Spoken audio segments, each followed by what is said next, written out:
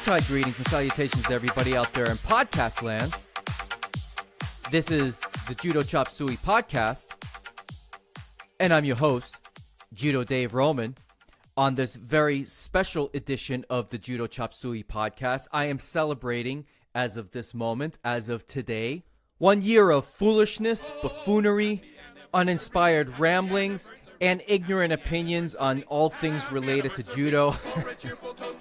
And talking about results, talking about some history, news, things like that. 1 year of the Judo Chop Suey Podcast. And look, let me tell you guys, I am really excited about that. I didn't think I'd make it a year. I wasn't even sure if I'd make it 5 episodes, to be honest with you. But 1 year in, and I believe this is episode 38. I had hoped to get 52 episodes by this point, but you know, life happens, and I've covered that many times, especially as of recent. There's been a lot going on with my life, but I'm back. I wanted to do an episode specific to the 1 year anniversary. There'll probably be some judo news, but not a whole lot, because this episode, I want it to be as a thank you to all of you, and I want to talk about my experiences doing this podcast over the past year, and hopefully maybe inspire somebody else to take up the mantle and start doing regular judo-specific podcasts, because as far as I'm concerned, I mean, yeah, you got other ones. No, don't get me wrong. You got other ones. You certainly have the original judo podcast, and you've got actually Taking It Uneasy is back, believe it or not. But he's doing a lot of Brazilian jiu-jitsu and stuff, and I know Lance Wick's got his podcast. But as far as regular dedicated or semi-dedicated podcasting on the subject of judo, I think I'm really the only one. If there's somebody out there that I've missed, I apologize profusely. But hey, I want to talk about some of the good, some of the bad, some of the things I got right, some of the things that I regret, and hopefully, you know, if nothing else, maybe inspire somebody to either start up a podcast, or maybe you guys walk away from this appreciating that doing a podcast is not just a matter of turning on a microphone and flapping your gums. There's a lot of work involved, and I definitely want to get a little bit into that. I won't make this episode all about that, but it's important for me to share my thoughts and talk about where I believe this podcast may go in the future. But first, I want to get thank yous out of the way. And first and foremost, I want to thank each and every one of you for giving me a chance and in giving me a listen throughout this entire year. Some of you are new to the podcast. Some of you have been around since episode 2. I really don't count episode 1, even though that's technically my first episode. But I really want to take a moment to thank each and every one of you. There'll be some special thanks that I need to get out of the way, but certainly your participation, your encouragement, your emailing, you're following me on Instagram, you're messaging me on Facebook and on Twitter and everything. It really means the world to me. When I started this podcast, I wanted to endeavor to do something different and something fun and to talk about something that I really love, which is judo. And you guys have really empowered me to do that with your encouraging words and your kindness, and quite frankly, for some of you, your generosity. And look, I want to send special thank yous to everybody that I've interviewed, going from Jonah Ewell and Chris Round and Sensei Steve Scott and Sensei Serge Buyaso, Bob way out in Australia. I know you're listening. Thank you very much. Hans Van Essen of JudoInside.com. You know, I got to say, his generosity. And look, there's been a few of you out there that have sent me stuff as gifts to the show, and I'm really touched by that. You know, you got Jonah and you got Bob. Hans was the first one to do it, and the gift package that he sent me for just being a buffoon behind this microphone, basically, it really touched me. Everything that everybody did really touched me. I don't want to forget about Christian, who came on the podcast as well. I want to thank Judo Joe Kaiser, of course. all of you have really made this podcast very special to me. And it's just something that I never believed that would have so many listens, quite frankly. I remember when I first started this, if I got more than 10 downloads, I would have been very happy. And I've far exceeded that number, to say the least. I also want to thank the Nick and Sai Show for sponsoring the podcast. I'm very grateful for that. You guys were my first official sponsors, and I'm just very, very grateful. So I want to talk a little bit about running a podcast, and this episode is not just going to be about doing a podcast, but I wanted to give you guys some of my takes and some of my experiences doing this show, and what it really takes to put together a horrendous podcast just like this. So having this podcast is something that I had actually wanted to do for a number of years, and the name Judo Chop Suey is something that I came up with probably about 3 years ago when I was thinking to myself, gosh, it'd be nice to have a podcast, and if I ever did have a podcast on judo, I'm going to call it Judo Chop Suey. There are a few people out there who may understand why I called the show Judo Chop Suey and how I got that name together, but quite frankly, it would be too hard to explain why and how I got that name put together. So I'm not going to bother. The story's not interesting. It would take me too long to tell. But yeah, Judo Chop Suey is a name that I had in my mind for years. I listened to my first episode a couple of days ago, and gosh, I've come a long way. That first episode, I sounded like I was overdosing on Valium. I couldn't believe the intro was awful. It was just the sound quality was terrible, and I know I've come a long way. It took me a while to find my way behind the microphone, and I still have a lot to learn.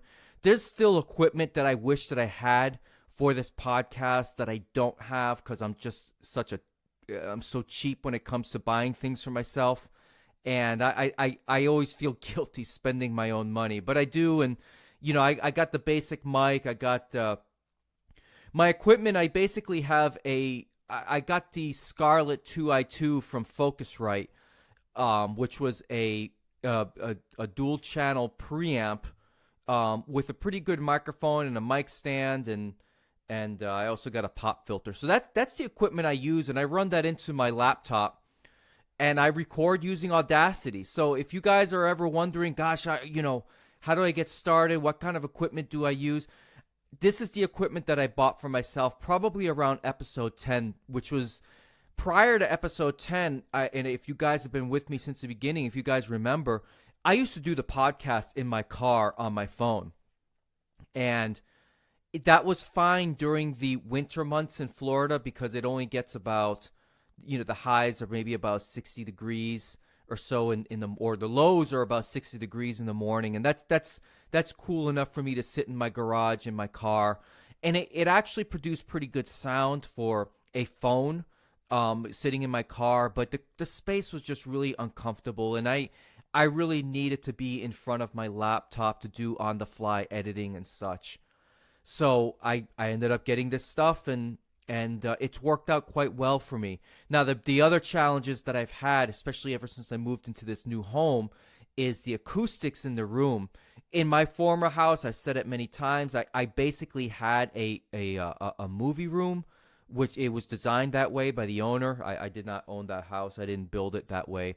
So it absorbs sound really well. But when I moved into this room, I had to treat the room with sound panels and things like that, and even the sound, I'm still not 100% pleased with it. But again, when it comes to spending money on myself, I don't like doing it. So it's been, I get a little bit here and there at a time, but I don't know. I just don't like spending money on myself, quite frankly. That's why I have all of you to send me wonderful gifts. So yeah, so I've come a long way from episode 1, but believe it or not, when I listen back to episode 1, I'm still a little bit impressed with what I did because it's the only episode I ever did where I pushed record and talked and then stopped recording, and I didn't do any editing whatsoever. Every single episode after that, I've spent a lot of time editing, mixing in sounds. I know you guys remember I used to do a lot more sound bites than I do now. A lot of you sent me emails on how I can improve the show, and I took those words of encouragement and those constructive criticisms to heart, and I tried to adjust. I still wanted to be me, and I still will continue to be me and do the best podcast that I think I can do. And unfortunately, that may alienate other people. They may want to hear me talk about certain things and cover judo in a certain way, or keep the podcast certain lengths and stuff like that. I can't please everybody, and that was a lesson I had to learn in the early going. But I think I've pleased enough of you guys that you keep listening, and again, I'm just very, very grateful for that. I gotta say, podcasting is a heck of a lot more work than I ever believed that it would be. I ended up finding a way to produce episodes where I did the editing on the fly, but boy, there were days where I would record the episode and I'd spend 7 hours editing, and my longest time that I spent on a single episode was probably 15 hours, and I had to say to myself, gosh, I gotta find a better way to do that. And when it comes to, when I talk about hours, I'm talking about from show prep to the actual recording, the editing, the uploading, the coming up with the title, the advertising, if you want to call it advertising. There's a lot of work involved, and I would say on average I probably put in per episode these days still about 6 to 8 hours worth of work, and it's a lot. It's not so much its toll, but it certainly takes away from other things that I could be doing in my life. But this is something that I really love doing, and I've managed to find time here and there during the week to do a little bit of recording here, a little bit of recording there. By the time this episode drops, it will be the year anniversary, but obviously I am recording this days in advance because I just that's just the way that I can only do podcasting these days. It's just with my family and my responsibilities here and at work, and of course doing actual judo.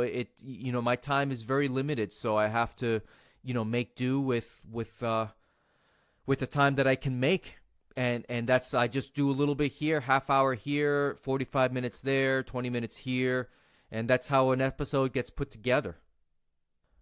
I'm pretty pleased with the statistics for this podcast. I would say, I don't know if it's good or bad. It doesn't really matter to me, download numbers, but I probably had over, between all the episodes, probably about 16,000 plus downloads. And, I think that's a lot of downloads. Maybe it's not. All I know is that for as much work as I do having a judo-centric podcast, it's never going to be as big as any Brazilian Jiu-Jitsu podcasts that are out there. And I know there's a ton, and I've gotten a lot of those messages where people say, gosh, there's just so many Brazilian Jiu-Jitsu podcasts. It's refreshing to have a judo-specific podcast. And, half of my listenership is in the United States, and most of those people, or a lot of my listeners, do Brazilian Jiu-Jitsu. And that's cool. I think Brazilian Jiu-Jitsu is great. I think at least in the United States, judo has missed the boat in terms of advertising, in terms of getting people excited for judo. I've talked about this many times, and it's a subject that I'll cover once again. I don't think USA Judo over the years has done itself any favors in terms of growing judo, and I would say the same thing about the USJA and the USJF. I don't think they've done themselves any favors with growing judo, but I know the people are trying very hard. It's just, and I know all of those federations are going in the right direction, in my opinion, especially after my interview with Serge Buyasu way back in May. I really do believe the judo federations are going in a more correct direction in terms of trying to grow judo. I think the IJF has done a good job with judo. I know the IJF, even me mentioning that makes some people's skins crawl, but I think in terms of growing the sport, in terms of the technology, in terms of the business partnerships that they've had, I think judo is going to look very different over the next 4 years, but especially heading into the 2020 Olympics in Tokyo. I would venture to guess that judo is going to have a lot more exposure heading into those particular Olympics because it's in Tokyo, and that's good. That's the birthplace of judo, and I think there's a lot of story and a lot of interest that will be generated for judo heading into those Olympics, and that's the kind of interest that you're just not going to get in the Brazilian Jiu-Jitsu world. And CNN has their show called Judo World, and there isn't a Brazilian Jiu-Jitsu equivalent on CNN, so there's a lot going on with judo that I think the organizations really need to take advantage of and just not do the whole standard quo type stuff. I think there's an opportunity for growth, and it's happening right now. And I'm hoping that with this horrendous podcast that I can play a very, very small part in that growth and in that interest. I think ultimately that's what I'm hoping for with this podcast, that as judo grows in the United States, as its visibility as judo is made more visible on social media and on television, I'm really hoping that, maybe somebody who sees the show would be like, gosh, I wonder if there's a judo podcast out there. And then they'll do a search for judo podcast, and they'll see the original judo podcast first. And that's okay, because they'll eventually see mine way down on the list somewhere. And, and I think that's a good thing. I just want to be able to give back to the judo community, and I felt that given my limited judo ability, given my age, and given the time that I have, the best way for me to give back to judo is through this podcast, and I'm going to keep trying to do so. Now, some of you may be wondering and asking, Dave, what's your favorite episode that you've done? Actually, nobody's asking that. But I'm going to tell you my favorite episode.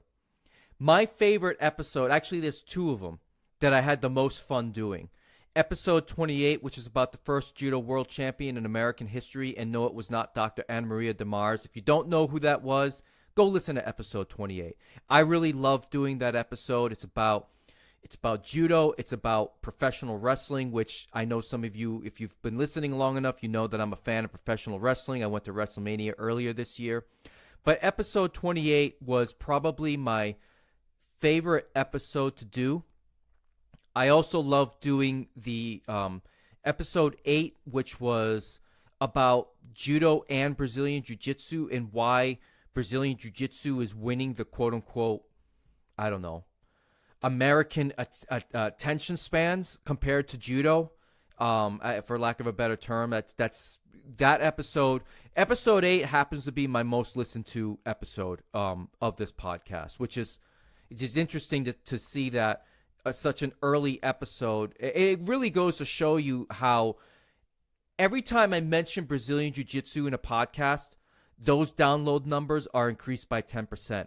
And that's just the nature of what I'm going against in terms of other grappling podcasts that are out there. Like I said, I will never be bigger than the Brazilian Jiu-Jitsu podcasts out there, because it's just, I mean, Brazilian Jiu-Jitsu is huge in the United States, and which I never, I go back to it. I think judo has missed an opportunity, and I refuse to believe that it's all because of UFC 1 back in 1994 why Brazilian Jiu-Jitsu is so popular. It can't all be because of Royce Gracie.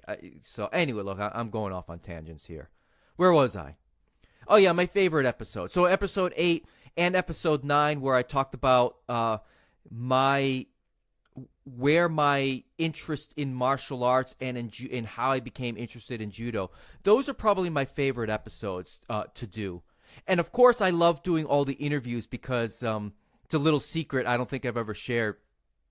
The podcasts where I do interviews are actually really easy for me. It's the least amount of work. It's basically just me pressing record and having a conversation with somebody, for the most part. I mean, I've had to do a little bit editing here and there, but those episodes, and of course doing co-hosted episodes with Judo Joe Kaiser, those are always a lot of fun for me. But those are really easy to do as well because it's just a conversation. I guess my challenge is here being a podcaster. Doing a solo podcast takes a lot more work. And that's something, as I mentioned it before, I just didn't realize heading into this thing how much work putting together I try to be as entertaining and as funny as I can be as possible without trying to lose the audience. And it's not easy to do. And but I still love trying to make you guys laugh and putting a smile on your faces. I try. I probably fail most of the time. But if I get one person to laugh at something I say, I've won the day. Unintentional rhyme. So I've talked about the good, and now I want to get to the bad. The episode I regret the most happens to be like my fourth downloaded episode, most downloaded episode ever. The one where I talked about Kayla Harrison after her comments blasting USA Judo. I regret that episode a lot. And the reason why I regret it is because I said a lot of things. I was very over the top. I was very genuine, but I was very, for lack of a better term at the moment, emotional.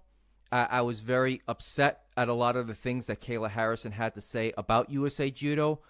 I agreed with a lot of those things that were said, but I regret not having a little more tact. And the thing is that I may feel a certain way about certain things, about judo, about USA Judo, about the IJF. But I think after that episode, and nobody emailed me, nobody took me to task, nobody criticized me for the things that I said. But in hindsight, I wish I had a little more tact, because in doing this podcast over the past year, there's a lot of people that listen to this podcast that are in, for lack of a better term, higher places. I am almost certain Marius Visor has at least listened to one of these episodes. I know people in the IJF has listened to these episodes. I know people in USA Judo have listened at least once. So I have to make sure as a podcaster that I just don't fly off the handle and start rambling like a madman. I got to make sure that when I do these episodes that I'm doing episodes that I can bring attention to an issue or a concern that I have, but without misaligning people's intentions or their desires to improve things as well. And I think I said a lot of things in that episode that I think were unfair, or maybe, I'm not really in a position to be critical of an organization I don't work for, and I'm not inside those walls, and I don't know what really goes on. I only know what I've heard, and I only know what I've seen in terms of lawsuits in the past. And I only know what has been made public by people like Kayla Harrison, Travis Stevens, Ronda Rousey in years past. So there's been a lot of negative with USA Judo in years past, and I have to leave the past in the past. And, I have to only comment. I should only be commenting on things that are happening now and what is USA Judo doing now. And I think USA Judo is on the right path. I really believe that, especially after talking with Serge Buyaso back in May. I really believe USA Judo is on the right path for growth.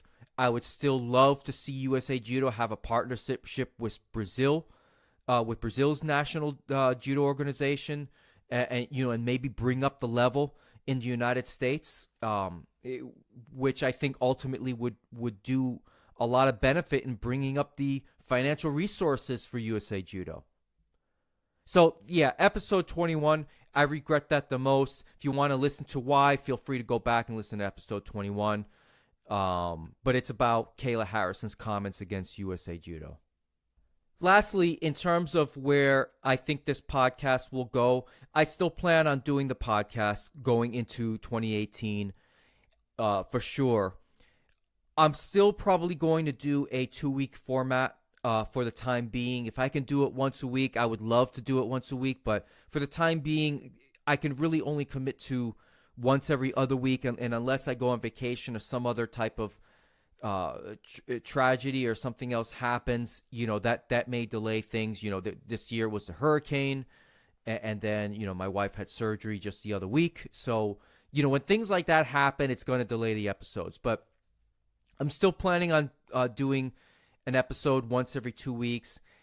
I am, on the suggestion of a few of you out there, I may put together a Patreon as a means to, if you guys have any interest to support the podcast whatsoever. I mean, man, it would be nice to at least have my hosting fees paid a month, which is, I mean, it's only $15. It doesn't, $15 is nothing to me. But that would be nice if the podcast generated a little something to at least pay that bill. So I'm considering doing a Patreon sometime next year as a means for the listeners to support the podcast in any way that they would like. And of course, I'll have different goodies. I don't know much about Patreon, but what I understand is for every $1 or $2 that somebody sends in, you can give a shout out. You could do something special for the higher. If somebody gives more money, you do something special. So I got to figure out what I'm exactly going to do before I set up some kind of a Patreon. But I may do that. It'll be no pressure on any of you guys. The only thing, and you'll get sick of hearing me say it, is that I'll talk about the Patreon, that you can support me. But that's not something I'm going to hammer. It's not something I'm going to expect. Just a little something, that if I decide to do that, I'll be sure to let you know in future episodes. But that certainly will not happen until next year. So, all right. On to some judo-related news, as I promised earlier in the episode. The Tokyo Grand Slam is happening in just a few days, and let me tell you guys, if you missed the World Championships because you were blocked out due to the IJF's partnership with some sports network called 11 Sports, and you weren't able to watch the World Championships online, I don't think that's going to be the case with the Tokyo Grand Slam. I'm almost certain, don't hold me to it, but I'm almost certain that the Tokyo Grand Slam will be available on the IJF site live. Are they calling it Ippon TV still? I'm not 100% sure. I know they changed the name. The name is just escaping me. I'm getting close to 43 years old. My memory's not quite what it used to be. But I am certain if it's not on Ippon.tv, you could probably go to the IJF's webpage, IJF's YouTube page on YouTube, obviously, and you should be able to watch it there. This will be the last event of the IJF calendar year, and it's probably going to be one of the biggest events outside of the World Championships. As I understand it, there's going to be over 450 judoka competing from 66 different countries, and it's going to feature a Japanese heavy team because they're the host country, so they get to enter the most amount of participants, and I expect Japan to clean house. I mentioned this in the last episode. Japan, followed by France and Russia and Brazil, and I'm sure maybe you'll get a medal winner or two from other countries like Azerbaijan. And, maybe there'll be some surprises like there were in the World Championships.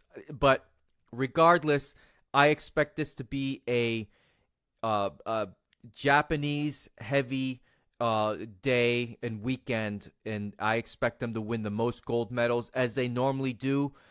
Shohei Ono is set to make his return to the Tokyo Grand Slam. He hasn't competed in this event for a number of years, and the last time he competed, if I'm not mistaken, was the Olympics, where he won gold. I would not be surprised to see a Shohei Ono and Soichi Hashimoto final. I would not be surprised to see an all-Japanese final in the under 73 kilo division.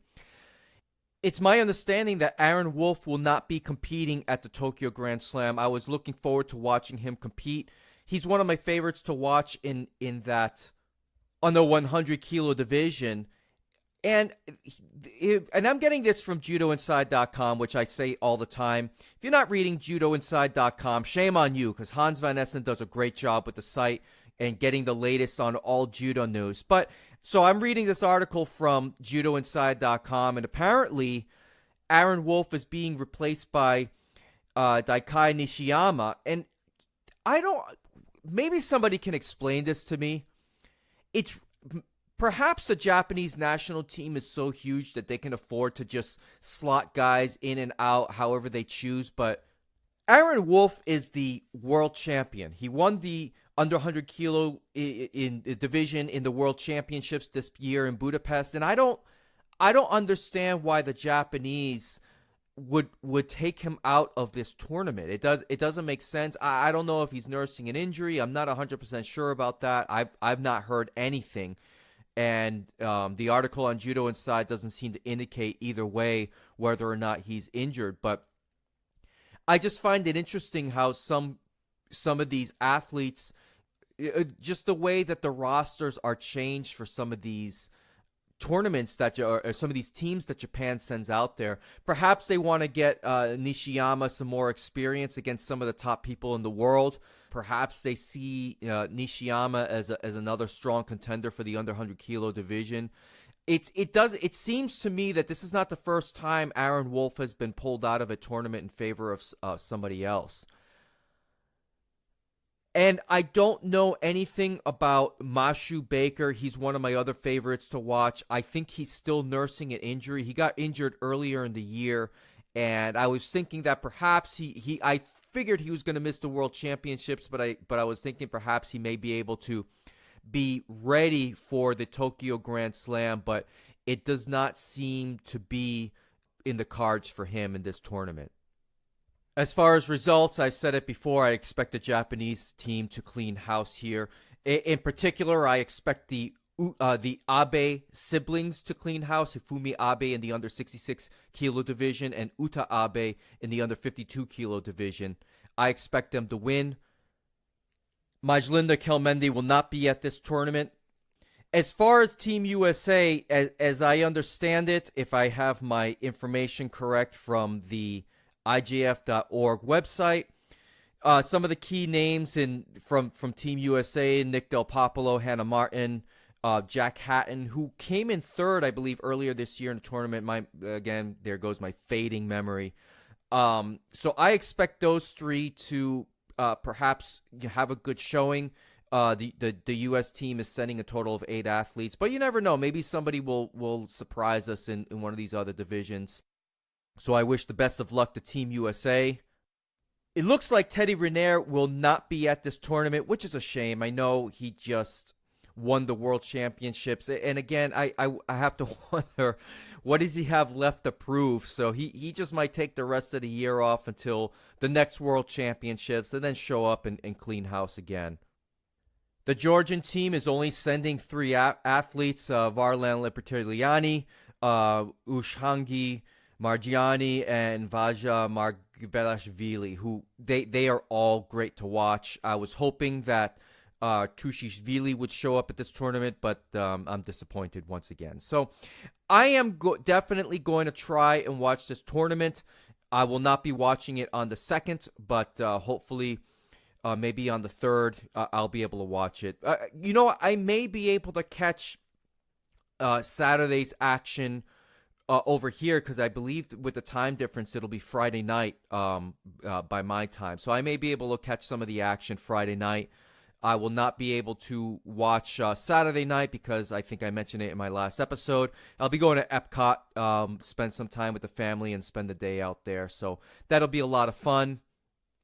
I'll be sure in my next episode to cover this event and cover the results, because I said it a couple of times that since the World Championships, the only event that I cared for after the World Championships was the Tokyo Grand Slam. So I fully expected to dive deep into some of the matches that I liked watching, and the winners and some of the key losers. I'm sure there'll be some surprises out there. So best of luck to all athletes. I hope that none of them get injured, and I'm sure it'll be a great day for everybody involved.